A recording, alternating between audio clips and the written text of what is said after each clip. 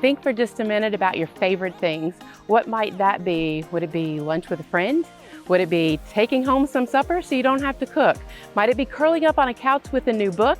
Maybe listening to some music with a glass of wine? Well, wait till I show you this place. My name's Michelle Henderson and I'm your host for this segment of American Dream TV. And let's head into page 158 Books.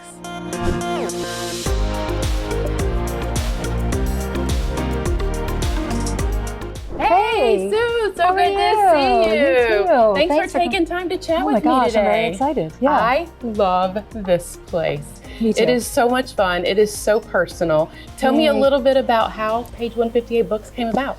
Well, I live a very charmed life. I win everything. So one day I had a TV show when I lived up in Boston and I interviewed authors. It was called Books and Authors.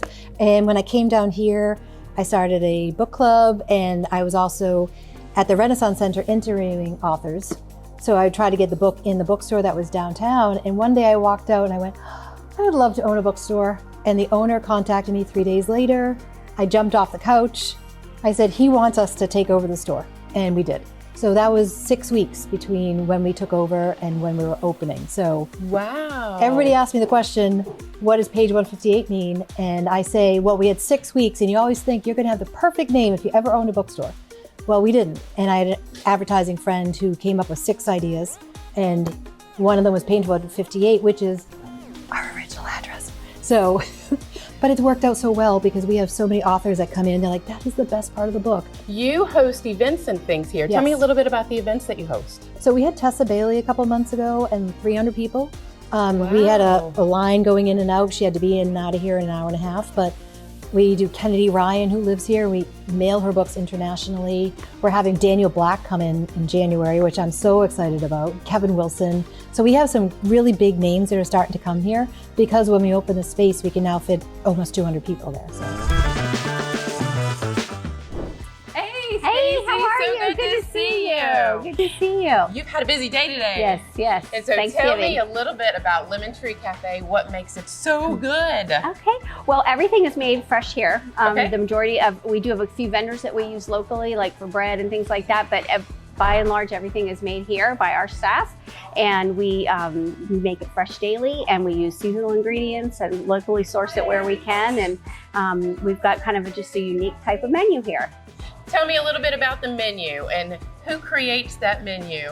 I do, for the most part. Yes, I do. I do have a little bit of help, but I am in charge of most of the menus and things like that. But we do a lot of things here. We not only just a lunch cafe, we do a lot of catering. We do a meal subscription service. We do lots of special events for people, baptisms, things like that. So we have a varied menu, a very large catering menu. And this is Thanksgiving week, and this is our biggest week of the year. So we are doing lots and lots of food for people's Thanksgiving tables. Hey, hi, so good to see you. Thanks for coming. So do you teach classes here? I do. So we teach beginning knitting and beginning crochet. I'm the knitting teacher and I have a crochet teacher. And we also do pop-up workshops, which are like you learn how to make a hat, you can learn how to make scarves, all kinds of different projects.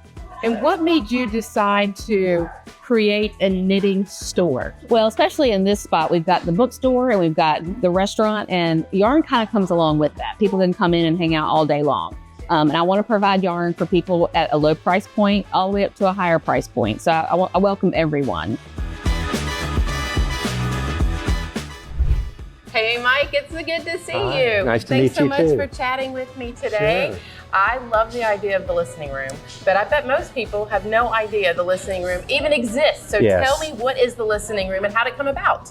Well, in this area, you have Raleigh, Durham, and Chapel Hill, and those are pretty much the only communities that have live original music as opposed to cover bands and things like that. So the options were either drive from Wake Forest to Chapel, to one of those areas, or start something here. So I started something here. Okay. And the listening room is a space that is every Friday night here in the Lemon Tree area, and it is a true listening room. So it means no talking, no TVs with sports on them. You are here for the songs. You're here for the musicians.